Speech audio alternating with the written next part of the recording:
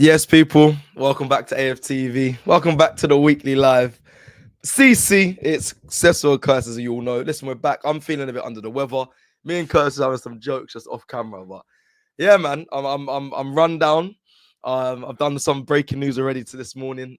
Here in the house from home because I'm trying to recover. Obviously, Robbie. People asking where's Robbie. Robbie is obviously taking a little bit of a break because he deserved breaks in transfer daily every day. Obviously, you'll still get transfer daily, but during his break, he'll be doing it. But he is currently away. I've been suffering. I haven't actually checked if he is because we both went to Carnival together with expressions, which was mad to say the least. You can imagine, bro. It's just absolutely mental. Whether it was people going at expressions, which I don't know how he does it, bro. Honestly, there was so many Arsenal fans just giving him stick, and he was cussing. You know, he just doesn't take anything, so he just cusses you back. And I was just thinking, bro, I don't know how you do this, bro. Like everyone is just coming for you. So that happened, and then obviously I think I've become run down from Carnival, but yeah, last night was a bit of a madness for me. I barely slept because I was ill, but we are here to discuss all things Arsenal as usual. But Curtis, come on and talk to me, my brother. How are you? How's your bank holiday weekend been? You haven't done a live today, so this is the first time I'm seeing you today as well. Yeah, I'm chilling, man. You know, I just went out with the family, and I've done a lot of carnivals over the years, so you know, I pick and choose when to do them now. You know, to be fair, it looked a good vibe. You know, I see Usain Bolt there yesterday, and I see Cole Palmer dressed up. You know what I mean? Undercover and that. Do you think he got spotted? Like, I know they obviously there's someone's put on social media, but do you think actually someone, because it is hard to tell. I reckon he probably got away with it when he was there. But then afterwards you think, oh yeah, I can kind of tell that's him, the way he walks and that. But there's so many people there.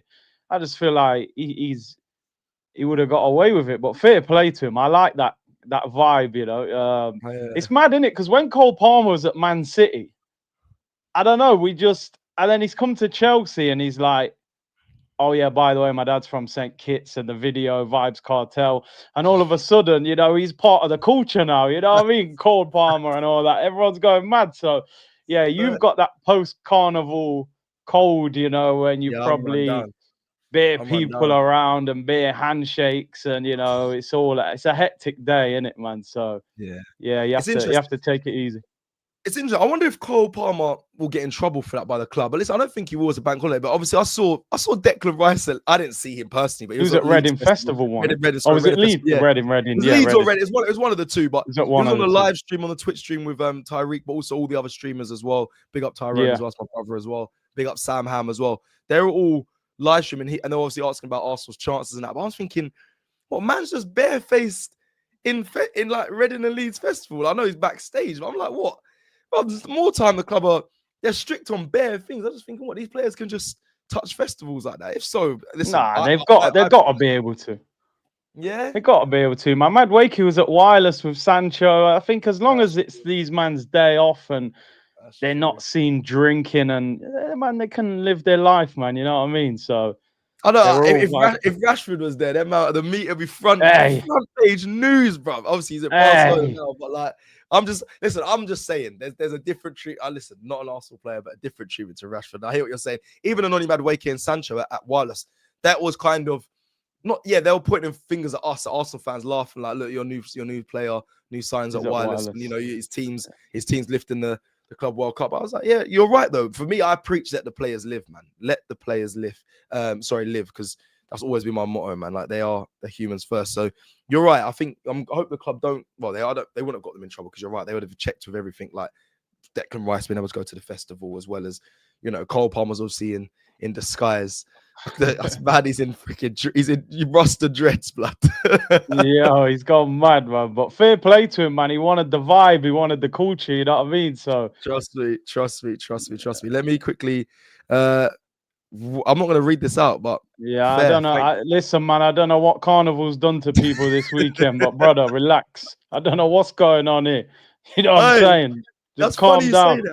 It's funny you say that, because the DR roundup I watched yesterday, some of the super chats were mad fruity and just like a bit. Listen, love is love. Brother, you know what I mean? Yeah, man loves love, but that's a bit mad still.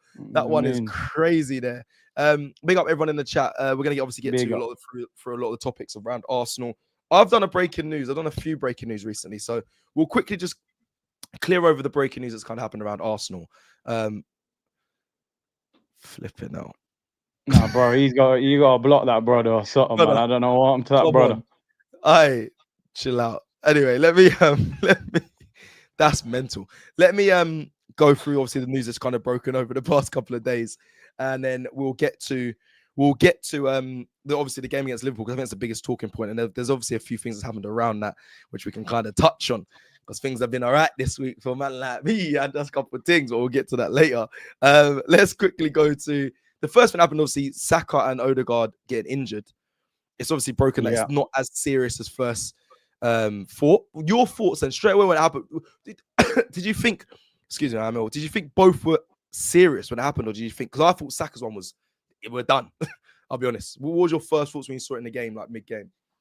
I thought Saka's might have been serious because, you know, obviously the hamstring again, and you're thinking, you know, even though Saka's only out for a month, I am still quite concerned about what's happened to him, because you're just looking at it going, this is a player that's hardly ever had a serious injury, and within 6 months he's had an operation on the right hamstring, and now he's pulled the left hamstring. You're just hoping that he doesn't fall into this zone all of a sudden of becoming injury prone, which is how sort of Jack Wilshere. I know it wasn't the hamstring, but so we got to really manage him properly. With Odegaard, I didn't think it was serious, because my initial thing was, as he dislocated his shoulder, but then he came back on the pitch and started running around. I said, brother, you dislocate your shoulder, you're not running around the pitch. So I didn't think his was too serious, but obviously we don't know. Is Odegaard, I haven't really heard much today. Is he going to be available for Liverpool? Obviously, we know Saka's up. Yeah, they're saying it's a week, but they said they could. No one's actually officially announced it. I read there's a scout.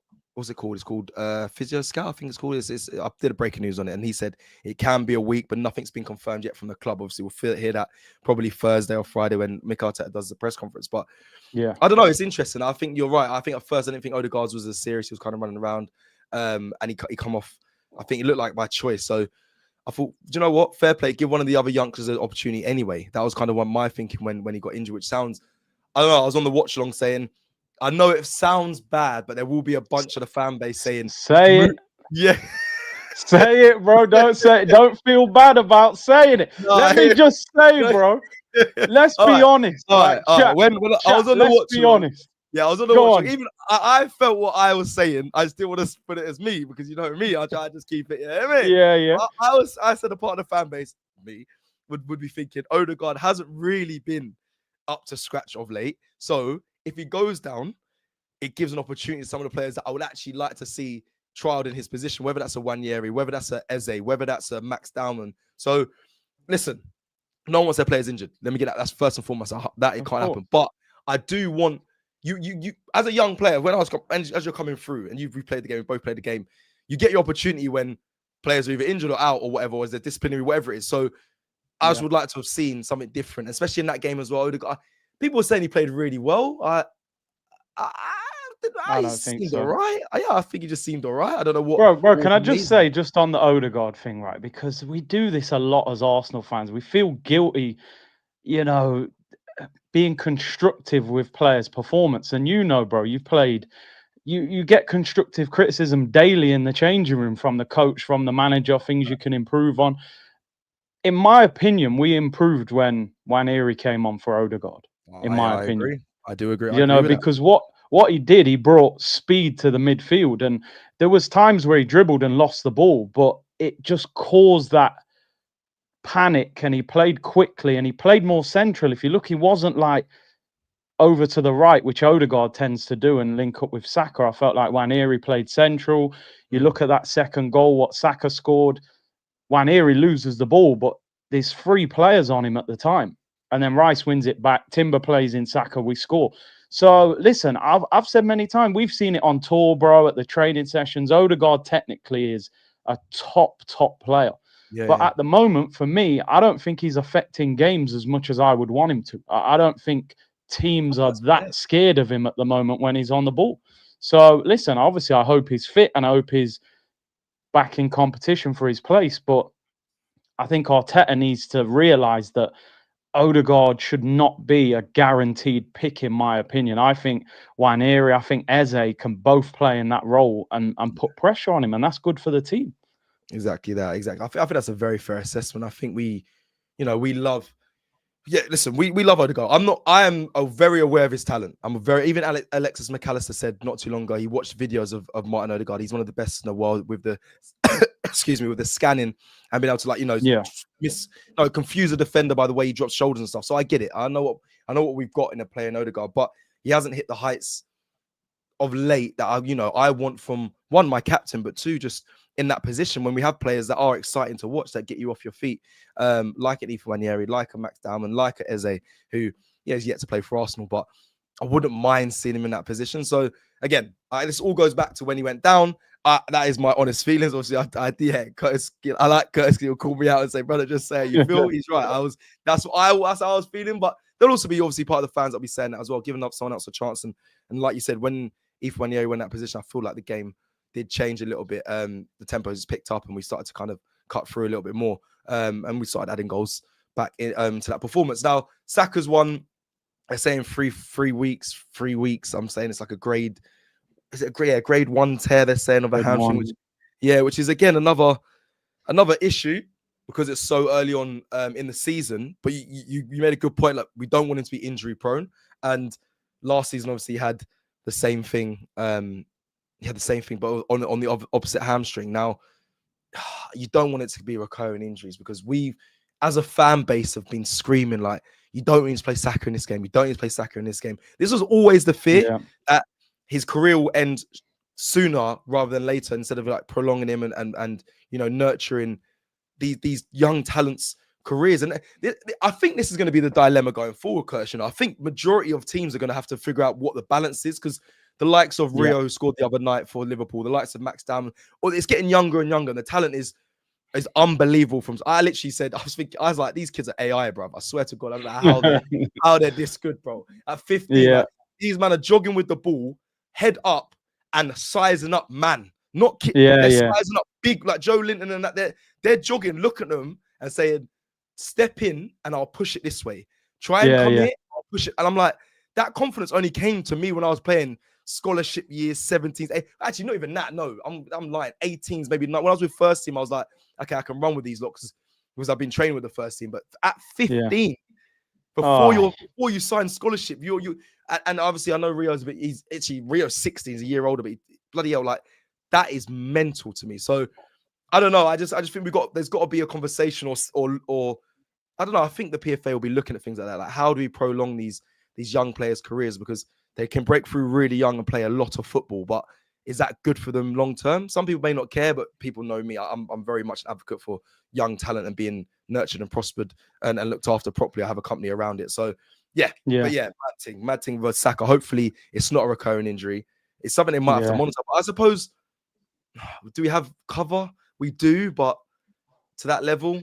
Well, when you've spent 50 million on Madueke, you've now got to trust him, man. You got to actually trust him, because if you look at the last few years, Saka's not had any real competition. We signed Willian, that didn't work. We signed Sterling, it didn't work. So I was looking at Saka's numbers the other day. He had back-to-back seasons. He played every game, 38 games both seasons. And then you go into the Euros with England. You're starting every game. You're coming back pre-season. I think it's a football thing in general, but I do think Arteta's got to learn to do that. Hopefully he is, because the fact that he gave Dowman 30 minutes the other day, I thought, okay, that's not a thing that I expected him to do. I thought Max would get like a little 5 minutes at the end. So to see him get 30 and see Waneri come on when he could have maybe gone for Marino or somebody else, Trossard, I thought, okay, maybe he is learning that these guys, they do need a break. But yeah, with Saka, I think we've got to take a bit of the responsibility away from him. I feel like we've built on the team around him so much. I think now with Gyökeres, Eze, those kind of players, you got to take a bit of that weight off his shoulders. And but yeah, it's going to be a big loss for a month, but obviously international break will break that up as well. Yeah, Fabrizio. I'm about to go to Fabrizio tweet. I'll come to that in a second. You're right about it's funny, isn't it? Because Saka, I mean, you've paid for Noni Madueke and you expect him to be the cover, whether it's Downman that gets minutes as well. He didn't play too much minutes, less than I thought. However, the impact he had, Curtis, like getting that penalty again, it's like we don't want to give you pressure, but if you're gonna come on and keep badding up the game and affecting it, like, and I keep saying this to Robbie and people at work, like they're like, stop putting pressure on him. You shouldn't rely on him. You shouldn't be starting. And yeah, listen, starting in big games like say Anfield is too far. I agree with that, but the more he comes on, the more he affects games, the more you earn a right to play. And you can protect a player, but if you're that effective, the fans are going to want to see you come on the pitch. The player's going to want to come on the pitch because he's like, bro, I've gone and done this last game. I can keep doing this. I've done this against Newcastle. I've done this against Leeds, whatever. Like I can run in this field. Like just play me. So the more effective you become, the more pressure, the manager and that is going to get to play him. And then that just comes with it. I said, the better you are, the more pressure it comes with it. And I think I think ready, but it's just if 15 does, it just sounds, every time people say his age, it sounds mad. It sounds mad.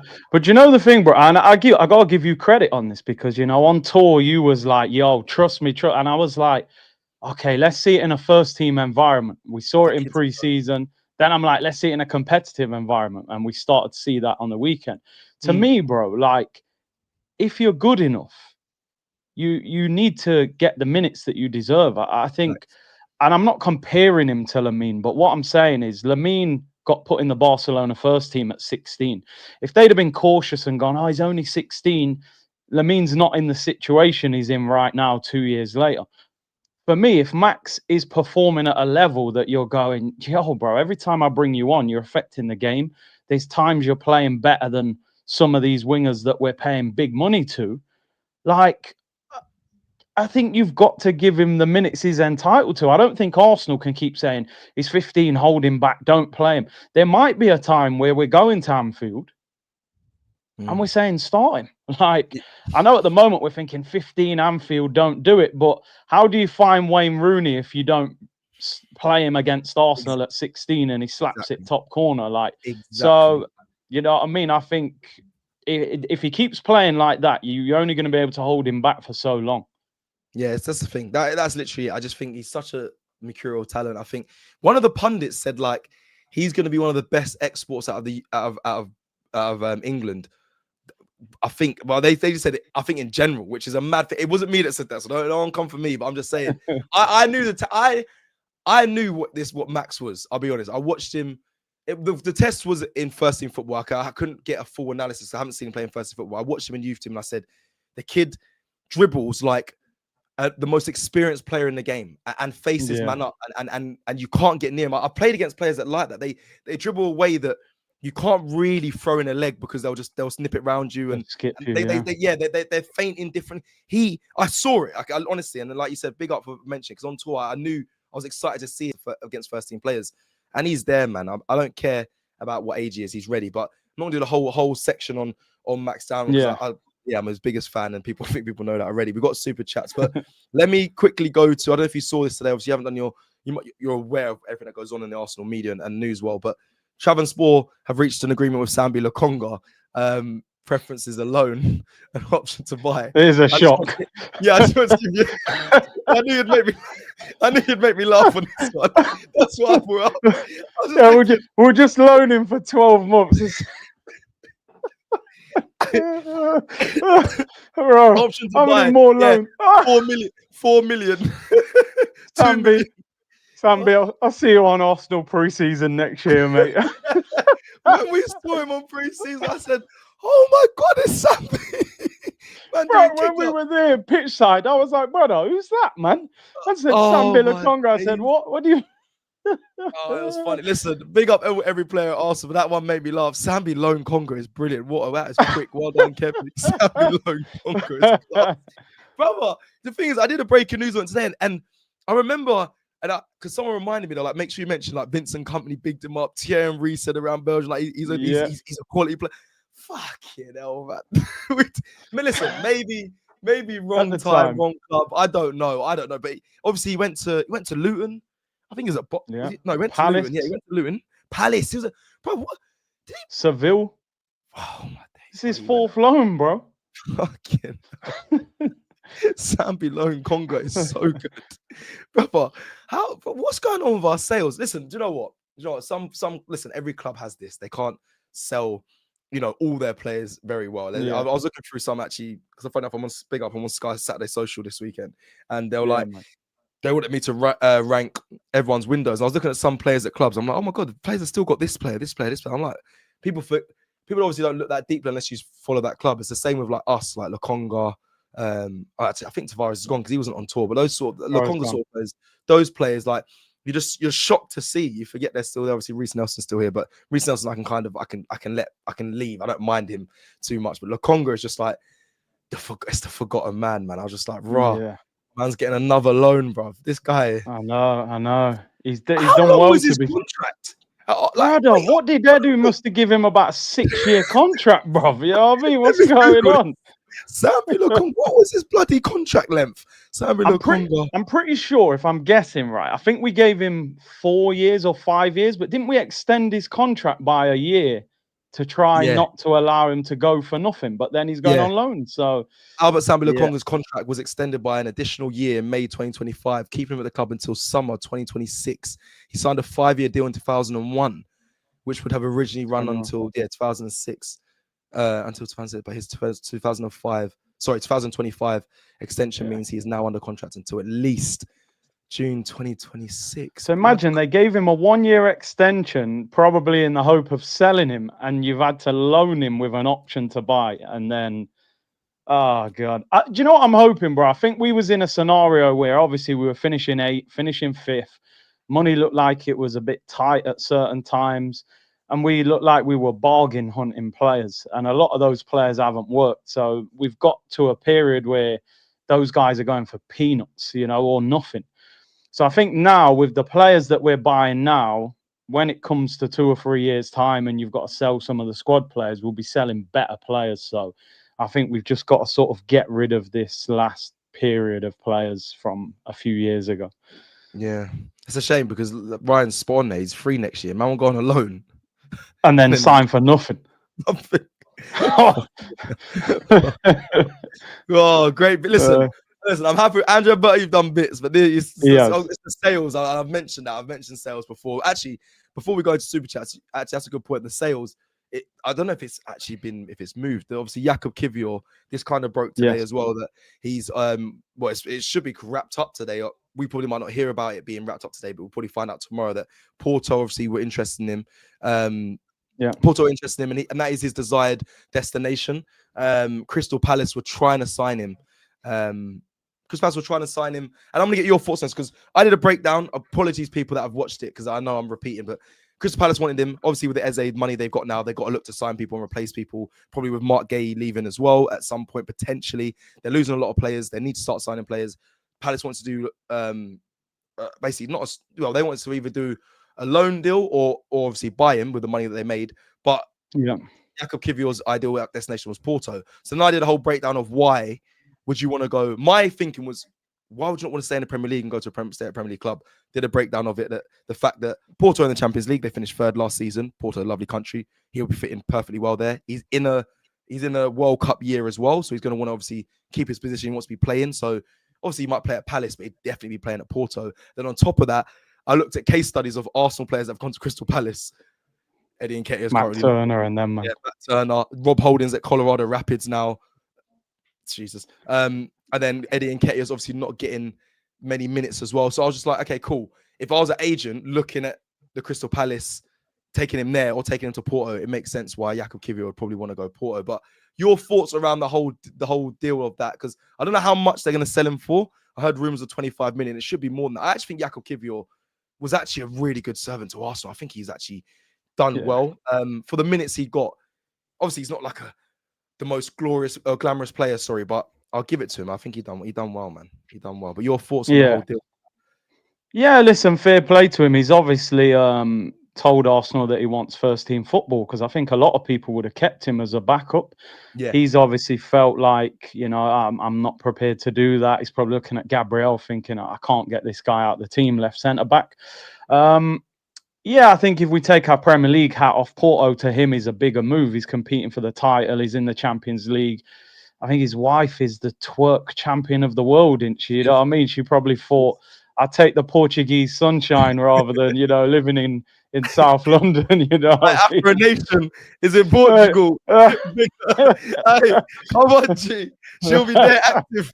You're gonna be active, you know what I mean? So she probably had a bit of input in that as well, man. So yeah, Porto, obviously, Portugal, lovely country. So again, I'm a little bit surprised at the deal because I think we paid about 25 million for Kivior, and when you think, some big Champions League performances and playing for Arsenal, I would have thought we'd have got a little bit of profit. But I think they've probably just said, get your money back, keep it moving. Obviously, it looks like we're going to sign this other defender. Yeah, which we're so yeah, again, I'm a little bit surprised at the price. I would have thought that with his performances, I mean, I'm looking at Kwanzaa leaving Liverpool for 35 million. He's hardly kicked a ball for Liverpool first team. I reckon if Kivior was at Chelsea or Liverpool, they'd have got a profit. But again, it's part of Arsenal's selling that is something we need to improve. So listen, good luck to him. He ended up being a good player. To be honest, for the first year, I was very unsure about him, but he ended up doing well at the end. So yeah, good luck to him. No, good luck to him, man. Big up Jakob Kivior. Let's read super chats and get into them. The new centre back signing. And then we're gonna do Eze talk because that Eze talk's waiting. You know what I mean? It's building. Let me just delete some of these. Right, let's go into Daniel Stars, I'm thinking Eze on the left, Wanyeri in the 8. We'll talk about that in a second. Where we think Eze will play. Will he start? Will he be someone we look to at Anfield? We'll get all that in a second. Safaraz Mohammed says, shout out you guys, especially Cecil. Made some time for a pick and a quick chat after Emirates Cup. Was nice as being watching AFTV since the start. Love. No, big up, man. Thank you, man. Big up. That game, after that game, I was taken back by the love. Honestly, I couldn't. Madness. Which game was it? Villarreal or Bilbao? Emirates Cup, Villarreal. No, Bilbao. Sorry, Bilbao, the second one. Yeah, because the other one was a friendly. But the Emirates Cup game, it was mad to me, bro. Obviously, I think when you come back from tour as well, like we're locked in on tour content, which I get. Listen, tour content is one of our we love it the most as well. So when you come back, it's just like tour, bro, and it's mad. So big up everyone that saw me in that Emirates Cup game. Kaplan Sports, that's Simon, I believe, Mr. Kaplan. Big you up, Cecil. Big up, Simon. Congrats on TikTok. Bless you, Big C. Do the new signing suggest Arteta is evolving tactically or just reinforcing what already works? Let's quickly answer that question, actually. So yeah, the new signings. I've debated with people just quickly for you, Curtis. Yeah, I think Victor Gyökeres should adapt his game to Arsenal. Before he signed, I was like, we have to change our style of play to benefit him. That was because we're bringing in a big striker, and we have to. Havertz he's a big striker, but he's not a guy that you pin or he runs in behind and spins off. We'll do more long balls. So I thought that Arsenal were going to adapt to Victor Gyökeres coming.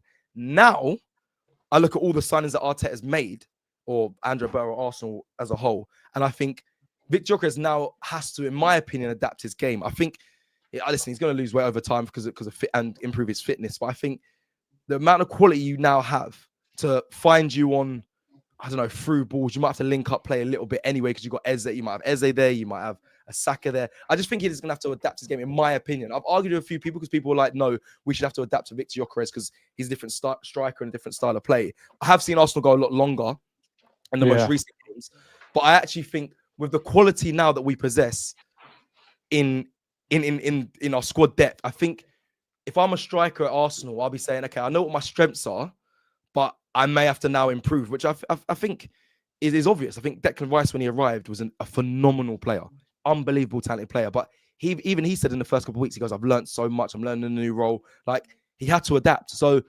that's my take on it. I don't know where you stand on all these new signings. Is it something that Arteta is going to be looking? I think he's evolving anyway tactically, but do you think that will happen, or will it stick to what we saw last season from Arsenal?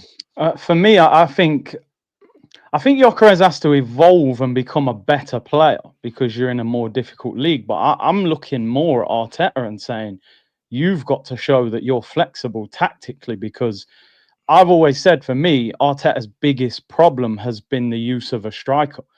He walked into the door. Aubameyang was a Golden Boot winner. He got worse under Arteta. Lacazette got worse. Eddie and Nketiah didn't get any better. Havertz, Marino up front, there were short-term solutions. Arteta's got to show, I know how to use an out-and-out goal scorer. For all that Pep Guardiola's done over the year with false nines, he still allowed Aguero to be that goal scorer. He allows Haaland to be that goal scorer. So I think it's a little bit of both. But to me, I'm looking at it going, if you felt that Gyökeres needed to change so much and you wanted him to adapt and be a link-up striker, buy another striker. He's 27. Yeah. Do you know what I mean? He's 27. Is he going to change that much at this stage in his career? I think he can improve and understand different things. You can always learn in football. But to me, I'm looking at Arteta saying, bro, you know what Gyökeres is. We've all seen him. We know what he is. He's a bully. He's strong. He's quick. He's aggressive. He needs chances created. So I think a little bit of both. But I'm more looking at Arteta, if I'm being honest. Yeah, it's interesting, that one, because maybe Arteta favoured Sesko because he could maybe adapt him a little bit more to how he wanted. But you're right. I think Gyökeres he's older, so he might be a bit more stubborn when it comes to adapting. But I think he's keen to learn. Like I played the voice from my coach, who said he's a model professional and he's a proper a good professional. Like, he'll listen and he'll want to learn. But you brought up a good point about Aubameyang, and I was then thinking, did we adapt for Aubameyang? I think, or do we just let him do what he does? Like, I mean, he carried us a lot of the time, but I don't know if that was Arteta's coaching. Some would, from the eye test, I'd probably say it wasn't. I probably would say the team just let Aubameyang do what Aubameyang does. Like, and that was it. He was fasting behind, had a good finish. Like, I don't know if he was coached. Maybe I'm putting disrespect on Mikel Arteta's name. I don't know, but from what I saw, it just seemed like a striker that just did his natural did his own thing. If you look at Arteta's second season, though, he started putting him on the left and playing Lacazette through the middle, and then Oba. I remember watching games going, "Yo, Oba's at left back. What's going on?" Do you know what I mean? So, you remember them days? I remember Lacazette pinning man and pushing his bum up against man to try and feed it, bringing other players. I remember all of that. That's when it was all going downhill. To be fair, it was maybe he's striking like a striker. Like, coaching is not to I mean, listen, he'll have new coaching staff helping him, but maybe it's not to the level of what I thought. I suppose when Jesus came, he didn't really play as he's not a natural striker. I think Arteta feeds off those sort of players that are technically gifted and want to bring in other players and link up play, and that's what Jesus was. But an actual number 9 traditional, which we kind of have in Victor Gyökeres now, it'd be very interesting to see how he develops. I think that's the main thing, how he develops. Do you know what? 2 signings this summer have given me some hope that Arteta is changing his ways a little bit. One is Gyökeres, because he's never signed an out-and-out number 9. Yeah. Now, whether he was influenced by Berta to change his mind, because it seems like Sesko was the one, but he got Gyökeres, great. The second one is obviously the main man we're going to talk about, because Eze is a free spirit footballer, and that is not the kind of player that Arteta usually goes for. He likes them systematic players. So I'm going to be so intrigued to see how he uses Eze, because I think you have to let Eze kind of do his own thing. Obviously, he's got to put the work in, but you've got to give him that freedom to go and create. And, we don't want him just restricted in what he does. So I'm hoping, and like you said, even if you look at Gyökeres' first goal the other day, look at the way that Calafiori just whips that in the channels, bro. That's like championship football. You don't hardly ever see that. And you run onto it and then you push and shoot. Like, that's mad. Yeah. So I thought, maybe. And then even you look at the United game, bro. We actually hit United on the break about 5 or 6 times. It's just the final ball wasn't right. So we went long so much in that game. I was kept saying to Robbie, like, bloody hell, we are literally just pumping it forward. Throw-ins, long throws, corners. I know we scored for corner, but I was like, right, this is. I know people joke, Stoke FC and all that, but it was a different Arsenal. If I'm honest, it was a different Arsenal to what I'm used to seeing. Last season we weren't playing great football anyway, but like, it was a more direct Arsenal.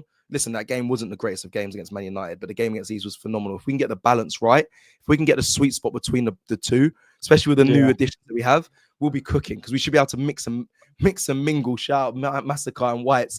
Mix and mingle with the best. Be able to go long and be able to just do technical stuff with the players we have. So yeah, man, I'm looking forward to, like you said, how he's going to deploy these players. And let's get into it then. This is super chat is a load of waffle. Let's get into it. Let's talk Eze must start. Let's talk Eze, man. Fuck it. Excuse my language, people. I still can't believe. Look at him drinking. He's excited. I still can't believe he's an Arsenal player. Seriously, people. Let me kind of break down. We're both going to talk about it. So let's go. Let me just start. When we were Wednesday, it was Wednesday, innit? When I heard he was going to Tottenham, obviously, I was holding back how vexed I was because I didn't really want to let Tottenham fans know. I was just like, yeah, it is what it is. We even said on this show, we kind of did a breakdown of why I'm so confused why he wants to go there or why he's going there. Yeah. And I was so baffled by it. But I didn't want to let too much away that I was hurting inside. Like, if Eze was at Arsenal, he would cook. Then by the evening of Wednesday, obviously, we go on and confirm that he's going to be an Arsenal player. And I'm just like, oh my God, this is mental. I had to obviously plan a welcome video, which was stressing man out anyway, because I wasn't in on Thursday because I was doing talent transfer. So I had it one day. Me and Jason had one day to do a welcome video. But by God, if you haven't seen it, go check out. I loved it. So sentimental. And then he signed and let it all work out. And I see Ian Wright. I see him walk out on the pitch, which I haven't seen Arsenal ever really do. I can't even remember when we announced to the player like that. I don't think we must have, in Arsenal history, we must have, but I'm sorry, nothing springs to mind. People in the comments or chat will probably know, but I haven't seen that. And like, it was so emotional. And the fact that like the Palace fans as well, there's so much around the signing. Palace fans would send him off in such a lovely way as well and saying like what they meant to him and like they're happy that he's at Arsenal.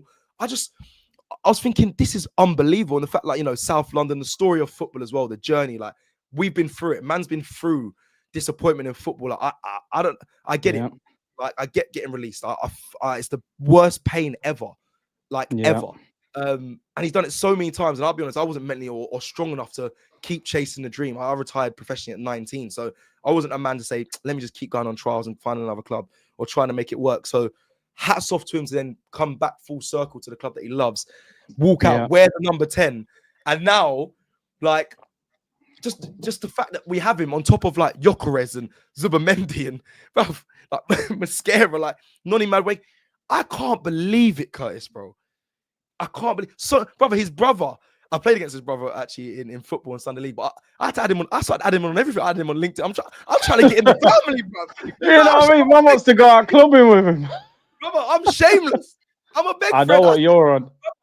I started, bro. We got his barber in the welcome video. It's his official barber that was in the with the picture. Facts. So Jason was like, "Yeah, I know his barber." I said, "What?" I said, "Brother, give me his number. I'm trying to get in there." Brother, I'm so happy because as well, he's just a good human. You can just, I can't wait to see him cook, bro. Like, we'll do the conversation around what's gonna happen at Anfield and should he play and whatnot, but.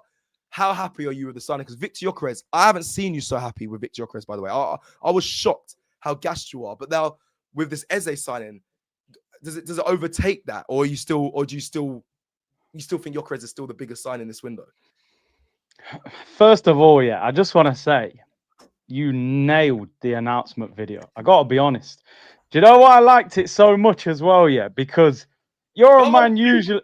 Yeah, no, I'm telling you, because you're a man usually, you know what I mean, he'll be dancing, doing backflips. Yeah, you know what I mean? Yeah, little things are just, you know what I mean? Yeah, little things. Yeah. But this time you took like the serious, and obviously you understand that because you've been in the game, you know what I mean? So I thought that approach was, and say you did that in one day as well, man. It was brilliant. I have to say, bro, I'll be honest with you, right? We've signed bigger players than Eze over the years, like, I don't know if I've ever been as happy for a signing, like for everything, what it means to him, to the club, the position we're in, the way we signed him. I actually watched the announcement video live on my stream. I said, listen, I'm going to gamble and watch it and show everyone and just hope I don't get copyrighted. Yeah. So I did it and I played it. And I swear, bro, by the end of the video, I was I couldn't get the words out too easy. I was a bit like, it's emotional. Like the let it all work out. He turned into Morgan Freeman, bro. I thought I was watching a movie. I said, what's going on here, bro? Why is it? Man's this. Man was doing this. Hold on. Man was sat, like this. Man had his legs going. No. I said, why is he sitting like that? Some things don't need explaining.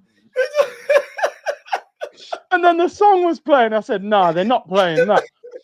And I'm sitting there on stream and I'm like, yo, I can't even talk. I said, nah. And Righty was just like, to create. And I was like, no, what's going on? Righty's turned into someone else. And I swear, by the end of that video, I said, you know, as Arsenal fans here, we go through a lot of, you know, frustration and 21 years, no title. But that moment was just an epic moment. You know, I think every single Arsenal fan had the same opinion on that signing. And we don't often agree as Arsenal fans. Oh, do you want Arteta? Do you want this? You want that player? With this one, it was so amazing. Righty, Eze. Then you watch the full interview and Thierry Henry sent him the video. And it's just like... He's like, chill. You see him? He's like, relax. He was relaxed. Don't do that. I was like, it was so real what Eze was saying. It was so real. I couldn't believe it. And then I think Robbie said it in his fan cam when he was saying how Eze was pointing up at the sky. It was like, thank you, God, for bringing me back here 14 years later after that pain. Because like you was talking about kids being released, it's like when you're trying to be a pro footballer, some people think you're just on the pitch playing football and trying to see what happens. Like you're putting your whole life into it. Do you know what I mean? And you're being rejected as a kid by grown adults telling you you're not good enough to be it. Like to learn to take that rejection at a young age, it's not a normal situation. You know, most people in a working environment are not being judged at that age. So to like you said, for him to just go, yeah, I went to Fulham 2 years, released. I went to Reading, released. I went to Sunderland, didn't get in. To go, it felt bigger than football. That's why I think I felt quite emotional watching it, because it was like, this is the underdog story, man. And now I think, you know, I don't know about you. I watched that Ian Wright video, no lie, about 50 times. I'm not even joking.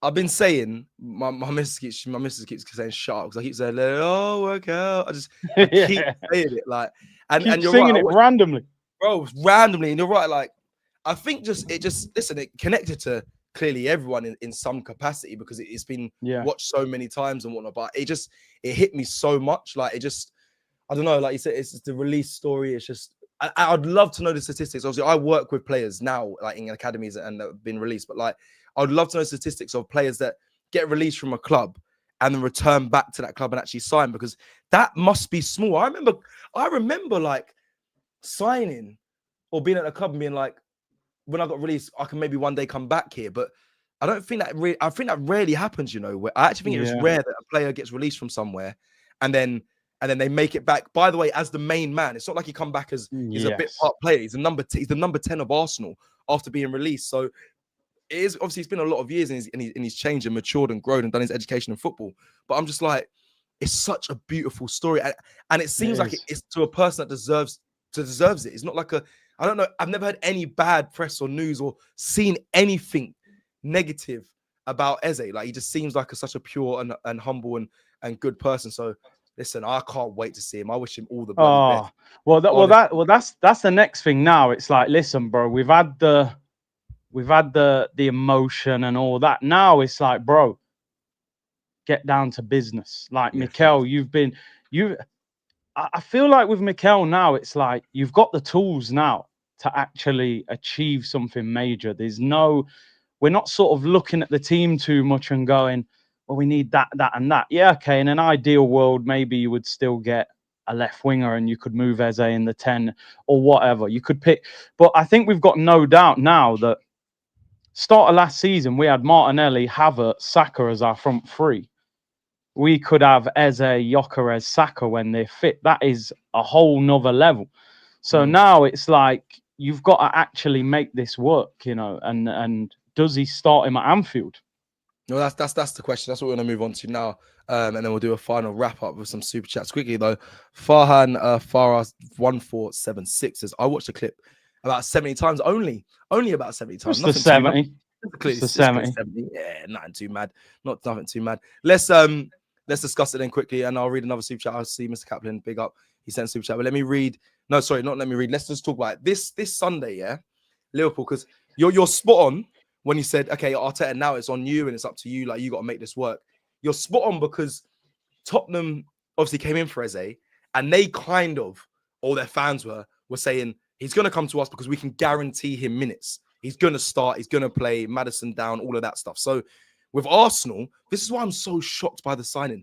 I said in the welcome video, I shouldn't be shocked because his family and him are Arsenal fans. But like, I haven't really seen Arsenal like double down on players when you've got positions already filled. Like, normally they buy players to replace, or which most clubs do, but you can clearly see it with Arsenal. Like, this player's going, we need to replace him. If he doesn't, or sometimes they risk it, like the striker situation in January. Over the years they've risked not getting a striker. We've got cover in my opinion, in the midfield. He got Noni Madueke, who's looking like he's playing more so on the left. So I was like, we're probably not going to get Eze because he's kind of, they're going to just, I know the Kroenkes in the club and whatever they're going to say, you've got this, make it work. We spent the money. But they've got Eze now. And like I said, way back, if we get him, I don't think he's a natural left winger, but if you get him, you have to find a place for him to play. I don't know what it is, but he has to play. This Sunday, does he play, Curtis? And if he does he start, not play? Does he start? And if so, where? It's a good question because it's hard. My answer and Arteta's answer could be different. For me, 100% he starts. Like, there's no question. Whether you play him in the Odegaard role if he's not fit, or you play him on the left, you start him. But it's Arteta, and I just don't know how he's gonna think. I reckon Madueke plays on the right for Saka. That's naturally, surely he plays on the right. That's your assistant captain, by the way. I'm highlighting this for a reason, because obviously if we take out Odegaard, which I actually think he should, there's no cap. Well, he'll go to, I don't know who it'll go to. Rice. So who's third? Yeah, Rice or Gabriel. I don't know who the third captain is. Yeah, I'm not sure. I'm not sure. Obviously, they've got. I didn't see. So when Saka came off, who did he give the armband to the other day? I didn't actually see that. He gave it to Nwaneri, but Nwaneri passed it on to someone, but I don't know who he passed it on to. Yeah. Someone will let me know. Someone will saying it was Gabriel. That I don't mind. Gabriel Magalhaes. Yeah, I don't mind that either. Rice or Gabriel, it's got to be one of them two. Yeah. So that'll be the cap. Okay, so you said Noni for Saka. Go on, carry on. Sorry. Noni for Saka. I suppose it depends if Odegaard's fit or not. Because even though I think Nwaneri played very well, I just can't see Arteta playing Nwaneri in the 10 at Anfield. I just think he's way too.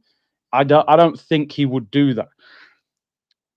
It's tough because if Odegaard's out, maybe you play him in. Maybe play Eze in that role then, attacking midfield. In my opinion, that's what I would want to see. But then who do you play on the left? I suppose, do you play an out-of-form Martinelli that actually played well there last season, or do you play Trossard? That's the tricky one. Is Trossard going to be back from injury? Is the real question as well? Because let me just see if he should be. Yeah, he came on the other day, didn't he? Trossard. My guy mad then. Yeah, it must. Yeah, he came on. Oh, he's not injured. Sorry, back in contention for Arsenal's upcoming games. Yeah, sorry, my bad. I don't know what I was thinking then. But yeah, so I think Martinelli normally cooks against Liverpool, Anfield. Plays well against Liverpool. He works hard as well, don't he? It's just I could see him playing Martinelli, but then if Odegaard's fit, are you telling me you're playing Martinelli and Odegaard and benching Eze? Yeah, it doesn't feel right. You've got to play him, haven't you, man? You've done all that to get him, and you're going to bench. You don't need to be cautious with him. Got to play him. He's playing. Excuse me. He's been playing for Palace. Carnival cold, you know. I'm falling apart, but but Eze, he got to play. I think you have to find a place for him. He is your number 10. If my thing is, if Odegaard's not 100%, let's not forget he's been playing okay recently. That's all I'm going to say. I'm not going to go too hard on my captain. He's only been playing okay, yeah. So if he's not 100% fit, I would rather have a fully fit Ethan or Eze. I prefer Eze, but I don't know what we do on the left. I really don't know what we do on the left, because does Noni, Martinelli, and Victor Gyökeres scream like big threats? Some would say yes. For me, I don't know. I think the way you win this game is actually the fullbacks, getting at Liverpool's fullbacks. I think Thingy's out, Frimpong's out, so they played Sabozza there the other night, or yesterday.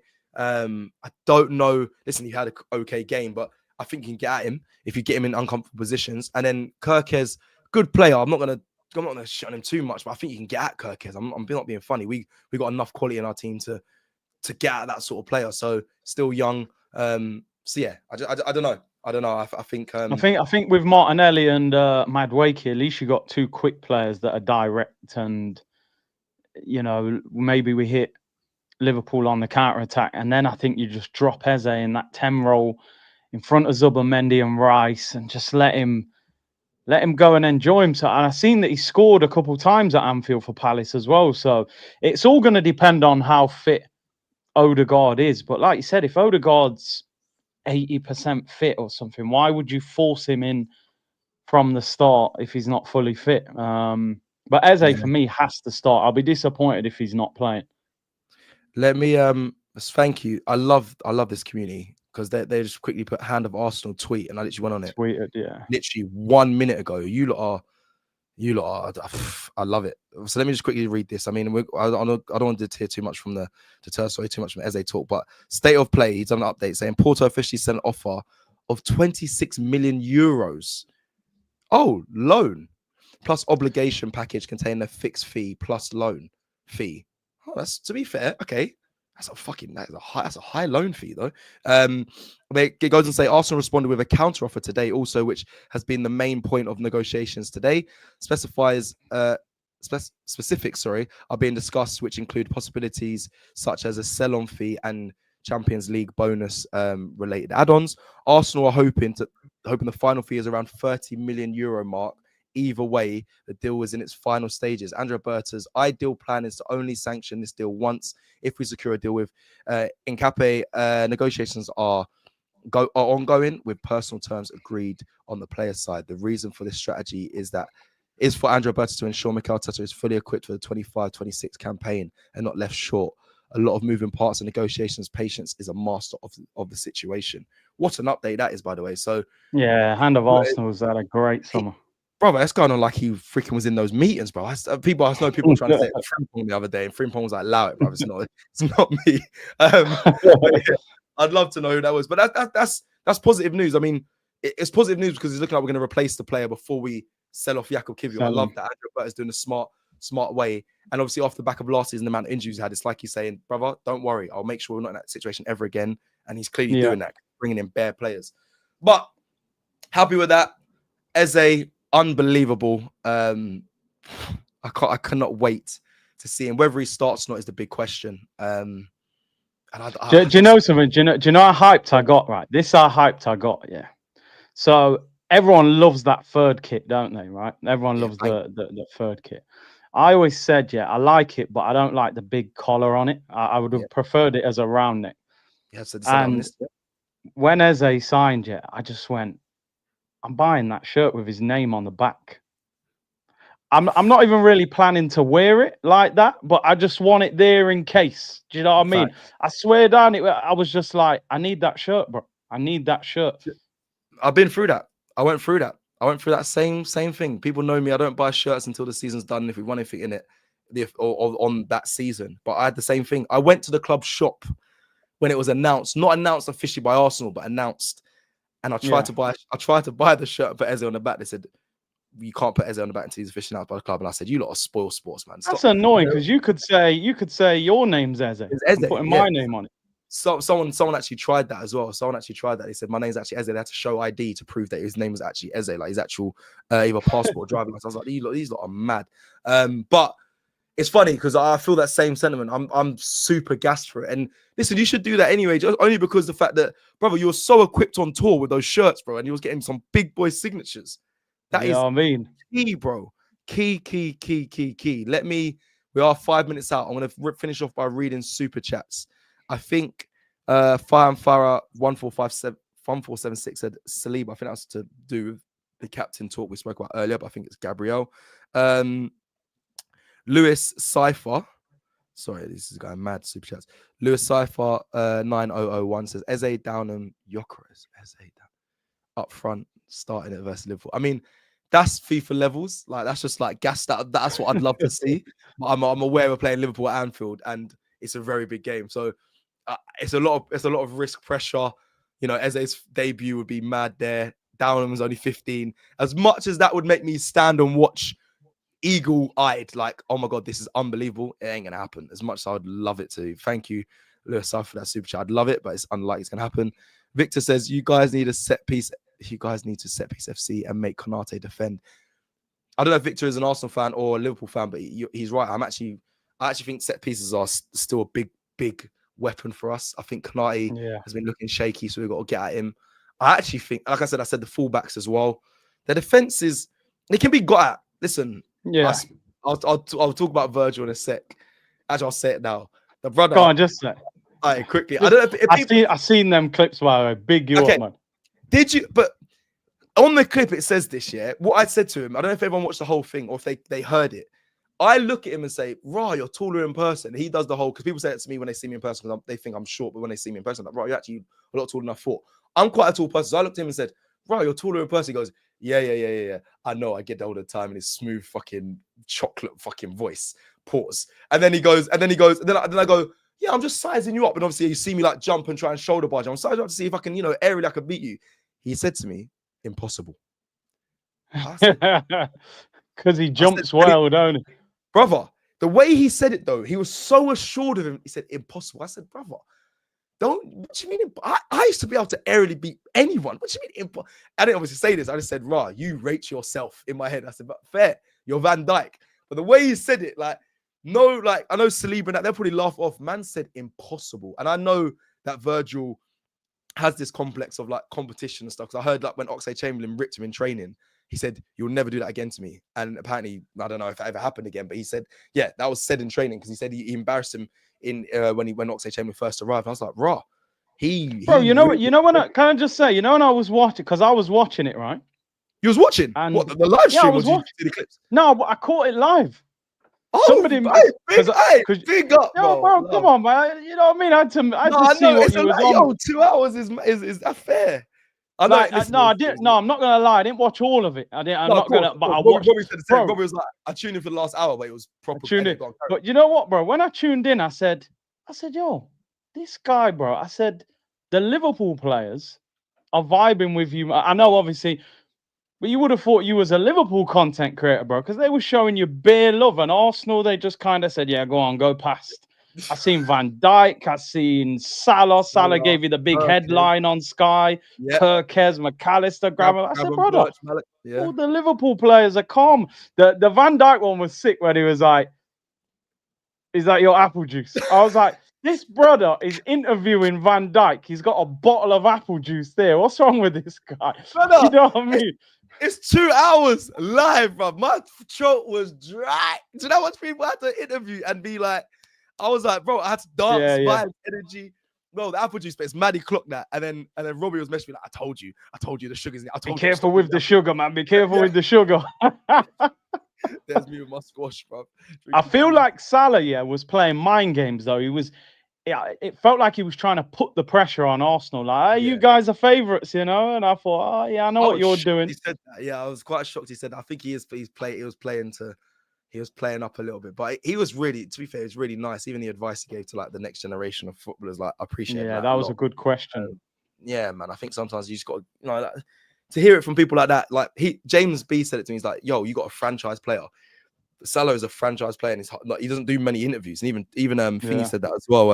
AGT. So I was like, it was good to speak to him. And like he said, the Liverpool man, it hurts me because like this week, bun them, but I got a little soft spot for how calm and cool they were with you. Yeah, man. And obviously I saw them a little later as I was going in. They obviously know, man, which was nice. That's a nice feeling. But yeah, let me end with obviously reading this question. Captain Sports says, spend 24 hours with an Arsenal player, with who and why? That is you, Curtis, to answer. I'll answer after. I think, is it current? Because obviously we'd say Thierry Henry if it wasn't current, but if we're going current, do you know what I just think's a proper vibes man at Arsenal? It's Deckers, bro. I gotta be honest.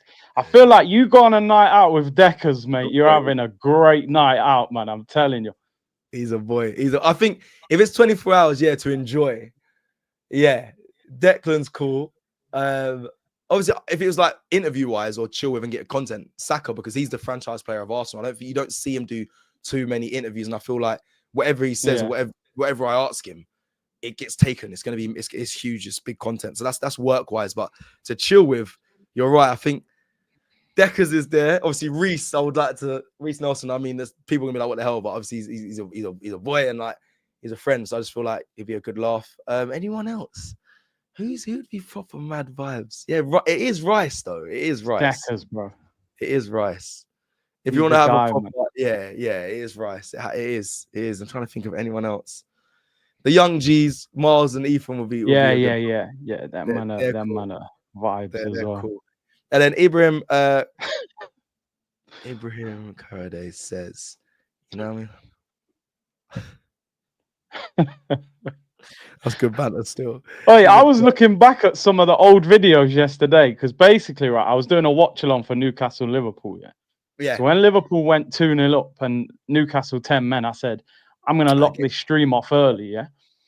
So luckily I didn't, because look at the end of the game. But I started looking because we was arguing in the chat saying, yo, is this Eze announcement the best Arsenal announcement ever? So we looked at Aubameyang's. Aubameyang's was good. Aubameyang's was good, and then we looked at Pepe, Declan Rice. You know what I mean? There was some good ones. Rice's was levels as well. Storm said, I beg, don't tell me you're going to Arsenal. But this one, go on. Sorry, go on. But and then we watched the Sterling one. I was like, bro, you see, when I seen that Sterling video, I was actually thinking in my head, like, we're gonna get the Man City Sterling back. Like, he's got a point to prove. Chelsea have done him dirty. He's back. Arteta knows him. And by the end of it, actually now, it's like I can't even remember that Sterling played for Arsenal. Same with Willian. It's like it never happened. Do you know what I mean? It's crazy. So that's an interesting one. That is actually an interesting one. Because I think Aubameyang's is up there. Rice is, Sterling's one was, they turned that around in a few hours as well. I remember I got a few of the Arsenal media team on LinkedIn, and they turned that around pretty quickly. So but that was the black and white, you haven't seen it was cold. But flipping hell, man. All right, the super chats are flying in. Let's quickly bang this before we close off. Ibrahim says, we said that one already. Let's do both of the super chats. Big up Victor says predictions. I have 3-2 to Arsenal over Liverpool. First goal from Wirtz. And then the next super chat is similar from Ibrahim says, what's your prediction for the weekend? Let's do this then to close. Curtis, the big one. Anfield. It's Liverpool away. Also, Liverpool. This was tough. You're going, right? 100%, bro. 100%. And I reckon I'm gonna, obviously because of the TikTok live and the salad thing, and I'm gonna get mad love. Good, but like it's also like, brother, I hope we smack these man, but it's a hard one to gauge. It is. It's almost like I've got two predictions. Like, you know, my mind and my heart is telling me to. Do you know what? Right, I think we've got to beat them. We have to. I know logically, people will say a draw early in the season. Early in the season, you've got the away game out of the way. But I honestly think sometimes, like, we all watched that game last night, and we're all sitting there going, I hope Newcastle beat Liverpool, right? Take points off them. So I always think if you expect other teams to beat them, you've got to expect to beat them because we're better than Newcastle. So I just think we haven't beat them at Anfield for so long. We've been close a few times. And I just think, I look at Liverpool's back four at the moment. I think Canate doesn't look right. Final year of his contract. Looks like Gay could come in and replace him. Canate's been awful the first two games. Kirkez, I think, can be got at. I don't know who they're going to play at right back, whether it's Bradley or whether Szoboszlai. And Wirtz hasn't really started yet either. He looked a bit lightweight yesterday. Do you know what I mean? I think you can be aggressive with him. Don't get me wrong. Listen, it's Liverpool at Anfield. They've got so much attacking threat.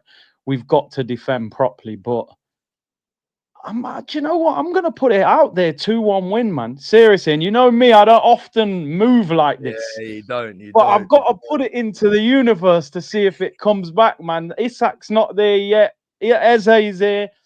Go for their neck, bro. I'm telling you, we got to stop going up there frightened. I don't care.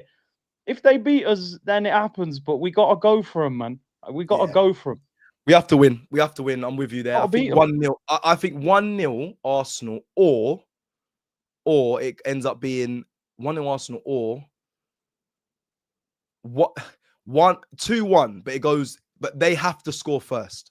So the reason why I say that is because if we score first and then they score, their momentum shifts to them. And I've been at Anfield way too many times to know that fucking crowd and Goes the mad. way that the energy transmits to those players. You have to, if it's 2-1, they have to score first, and then we have to score, and then we have to score again. That's the only way I think it'd be. So my prediction is either 2-1 or 1-0, but we win the game. It's a must. People, we are about to hit with Pompassi out. Let me quickly read this. YouTube Sinner says, lads, I'm late to this one. Big up though. Make sure you go back and watch it. Just tuned in. It's been a funny one. But what team would you both start at Liverpool if Odegaard isn't fit? I mean, we've kind of discussed it in this live earlier. Eze, for me to start potentially in that 10 role over Odegaard. Right would be Noni. Left would be Martinelli. And then up front would be Victor Gyökeres. But I think there's better solutions. We just kind of discussed around those sort of options. Or you can put Ethan in the 10, put Eze on the left. And on the right, probably has to be Noni again, really. And then Victor Gyökeres up top.